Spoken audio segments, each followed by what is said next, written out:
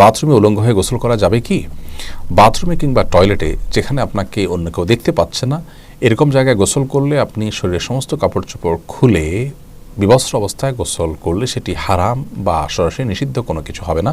আমাদের মনে রাখতে হবে যে একটা সময় পৃথিবীতে মানুষের বেশিরভাগ মানুষেরই অনেক বেশি কাপড় চোপড় থাকতো না, অনেকেরই একজোড়া কাপড় থাকতো যেটা দিয়ে তিনি তার জীবন পার করে দিতেন। আজকাল আলহামদুলিল্লাহ আমাদের অনেক কাপড় চোপড় রয়েছে। তো যার সামর্থ্য আছে এরকম অবস্থায় তিনি সকল কাপড় চোপড় খুলে গোসল করাটা তার জন্য অনুত্তম। একজন সাহাবী নবী আকরাম সাল্লাল্লাহু আলাইহি সাল্লামকে এই ধরনের একটি প্রশ্ন করেছিলেন। তিনি তখন তার জবাবে বলেছিলেন যে লাল্লাহু আহাক্কু আন ইউস্তাহিয়া মিনহু, কেউ একাকী আছেন, নির্জনে আছেন, তাকে কেউই দেখছে না, এমত অবস্থায় তিনি সকল কাপড় চোপড় খুলে ফেলবেন। এ বিষয়টি অনুত্তম, কারণ আল্লাহ তাআলা তাকে দেখছেন, আল্লাহর প্রতি তার লাজ লজ্জা থাকা উচিত অন্তত।